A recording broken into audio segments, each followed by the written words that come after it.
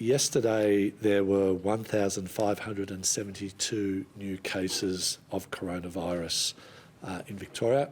One of those was internationally acquired.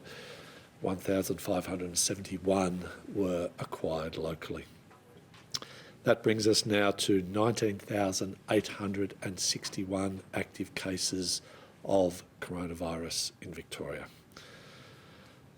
Very sadly, 13 people have lost their lives in the most recent reporting period to COVID-19.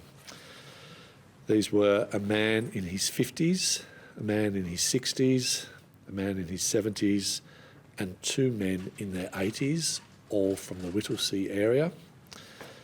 A woman in her 90s from Darebin, a man in his 80s from Hume, a woman in her 80s from Moonee Valley, a man in his 70s from Brimbank, a woman in her 70s from Banyule, a man in his 70s from Moreland, a woman in her 60s from Stonington, and a man in his 60s from Nillumbik. Can I take this opportunity of passing on our deepest sympathies to the families, friends and communities of those Victorians, and we pay our deepest sympathies and concerns to all involved. There are currently 705 Victorians in hospital with COVID-19. 146 of these people are in intensive care unit, and 92 of those are currently on a ventilator. Yesterday there were 79,200 tests processed, another daily record, and I want to thank every one of those tens of thousands of people for coming forward and getting tested. It is a very important thing to do to help us get ahead and turn this wave around. There were also 38,072 vaccines administered through state-run clinics, and many more than that delivered through the partnerships that we have in place with our GPs, our pharmacists and our other community providers. As of yesterday, 87.1% of the 16-year-old and over population of Victoria had had their first dose of a COVID-19 vaccine, and 60.9% had had their full second dose.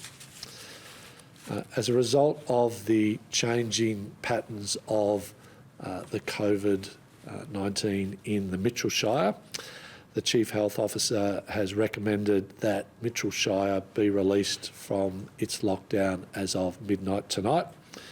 The Mitchell Shire vaccination rates have really taken off over the last few weeks, and that's an outstanding effort by those communities.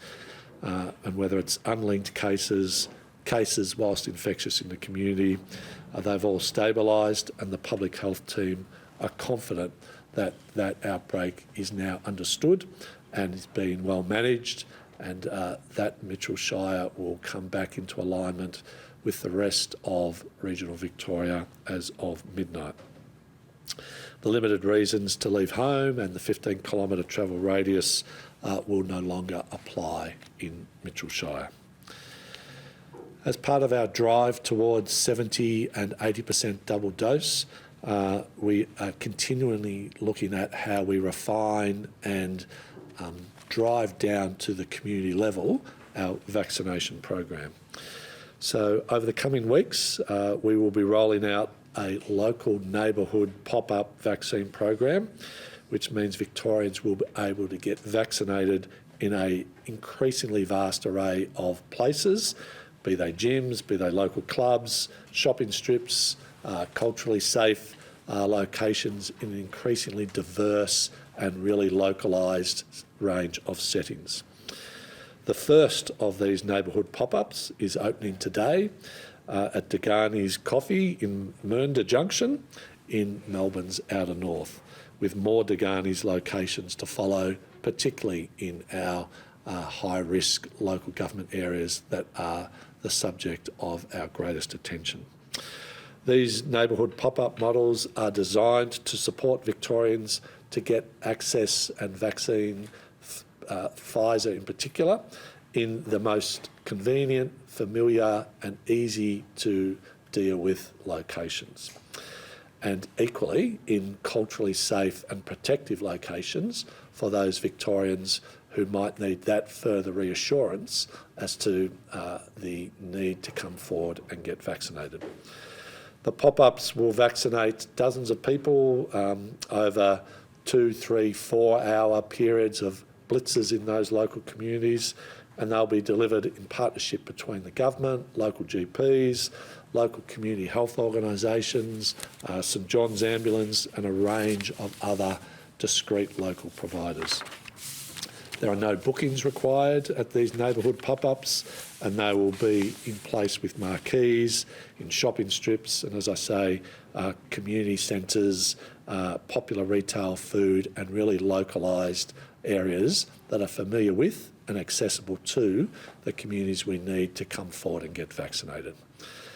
Neighbourhood pop-ups are also planned with several neighbourhood houses in different communities and Foundation House who will host vaccine offerings for newly arrived migrants, refugees, asylum seekers and those people who so far have been marginalised from the mainstream vaccination program.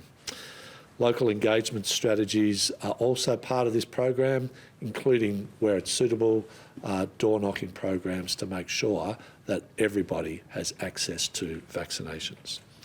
Suburbs that are part of this program are going to be concentrated in those areas of concern, whether it be our mid and outer north, our western suburbs, and in the southeast. Particular focus on Broadmeadows, Craigieburn, Glenroy, South Morang and areas that continue to emerge as hotspots for more vaccinations. This all comes about as we've reached another milestone of 60% of Victorians now being fully vaccinated over the age of 16, and that's a significant achievement as we drive towards both 70 and 80% double dose and delivering on the national plan and Victoria's roadmap to reopen safely, carefully and sustainably.